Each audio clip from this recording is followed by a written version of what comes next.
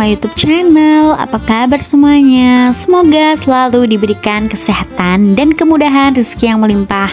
Amin ya robbal alamin. Dan yang baru mampir di channel aku, salam kenal ya.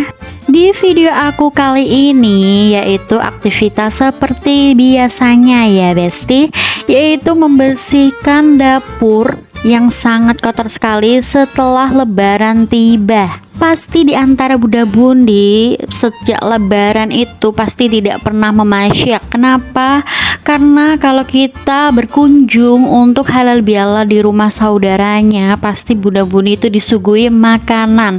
Jadi di rumah itu udah kenyang, kita tinggal tidur aja, dan akhirnya dapur tidak pernah dibersihkan selama 1 minggu terakhir ini ya. Oke, tanpa panjang lebar, mari kita membersihkan dapur minimalis ala Nia Rofi. Bagian pertama yang aku bersihkan adalah rak-rak di atas kompor, karena ini tuh mudah banget untuk berminyak. Sebelumnya aku sisihin beberapa barang-barang untuk mudah untuk dibersihkan. Lanjut, aku mengelap-elap pakai celing agar bersih dan kinclong dari noda-noda kehidupan yang telah dia jalani selama ini ya. Lanjut, aku bersihin bawah kompor, karena bawah kompor itu banyak banget noda-noda minyak-minyak yang membandel. Jadi aku membersihkannya super duper, karena di lebaran hari kedua di rumah aku itu ada halal bihalal keluarga besar. Jadi paling enggak aku juga udah membersihkannya sebelum lebaran.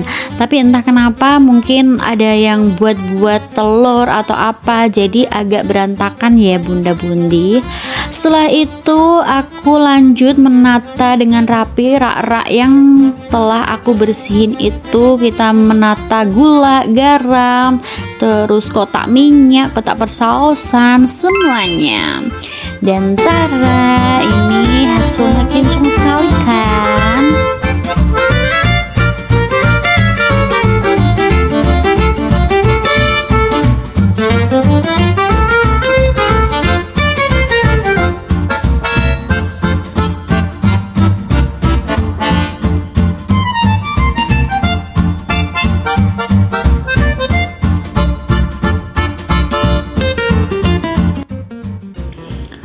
Oke, lanjut aku bersihin wastafel karena piring-piring sudah menumpuk untuk dicuci. Yang pertama aku cuci itu adalah pemanggang dari kompornya, apa ya itu namanya, pokoknya ini aku cuci karena ini udah kotor banget, karena kemarin kayaknya buat agar-agar jadi ketumpahan. Kita cuci-cuci aja pelan-pelan, pokoknya dari yang terkecil, dari yang Oke Bunda Bundi, kita sharing yuk, di lebaran ini kalian tuh bikin apa di rumah. Kalau aku sih alhamdulillahnya nggak bikin apa-apa, karena alhamdulillahnya dikasih ikan dari orang tua sama mertua, jadi aku nggak bikin. Soalnya kemarin tuh bikin rendang dan akhirnya tuh malah nggak kemakan. Terus di lebaran, 1 minggu setelah lebaran di Kudus itu biasanya ada tradisi bodo kupat gitu. Kalau di daerah Bunda ada tradisi bodo kupat apa enggak? Tradisi bodo kupat itu biasanya itu kita itu buat kupat sama lontong. Terus kita biasanya kalau sayurnya bisa dibuat opor, lodeh atau yang lain-lainnya. Terus kita juga tidak lupa buat lepet. Aku tuh nggak sharing buat lepetnya ya, soalnya itu juga yang bikin ibu aku, jadi aku tinggal makan aja, tapi aku juga bantu-bantu gitu. Kalau di Kudus di bagian desa Mejobo itu biasanya itu ada tradisi bulusan, karena di situ pernah ada cerita rakyat itu bulu sumber gitu. Ayo, siapa nih yang pernah dengar cerita rakyat di Kudus itu?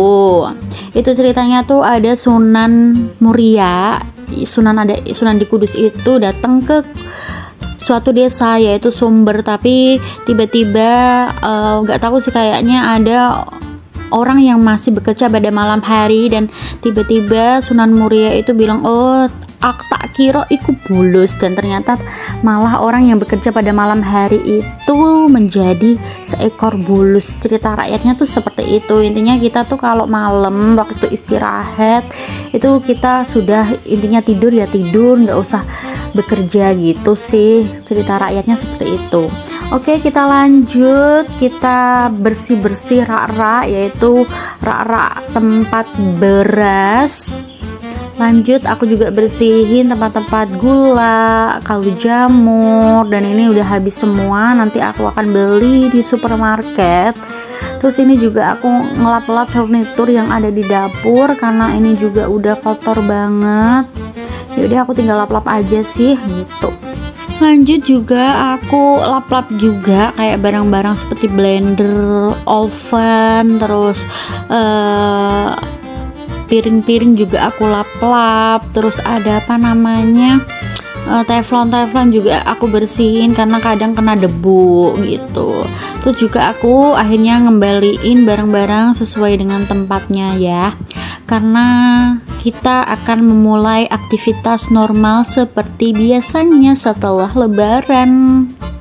Alhamdulillah, bersih-bersih dapur minimalis aku udah selesai dan udah mulai kinclong, bisa dilihat, bisa dirasakan betapa bersihnya dapur aku. Dan ternyata iseng-iseng itu Pak Su itu ngajakin pergi ke daerah Colo, yaitu untuk kita membeli makanan khas yang ada di daerah Colo. Ayo, apa tebak-tebak? Oke, betul sekali. Ini aku diajak Pak suami itu cari pecel pakis khas Colo. Dimanapun kayaknya tuh di sini tuh jarang banget tumbuhan pakis, yang ada pakisnya itu hanya di daerah Colo, di Gunung Muria, di Sunan Muria aja. Di sini tuh pemandangannya asri banget, sejuk banget loh.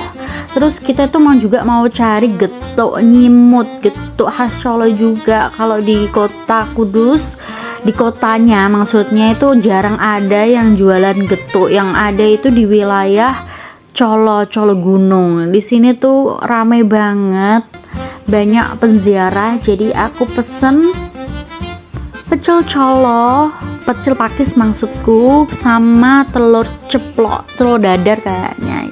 Ini daun pakis itu seperti ini ya. Jadi ini juga aku pertama kali juga baru makan pecel pakis tuh seperti ini. Pokoknya enak banget. Kalian perlu coba kalau pergi ke sini. Ya udah, ini aku mau makan dulu. Terima kasih telah menonton video aku. Jangan lupa untuk subscribe, like, dan komen ya. Dadah besti-besti, bunda-bundi, semoga selalu diberikan kesehatan ya. Dadah.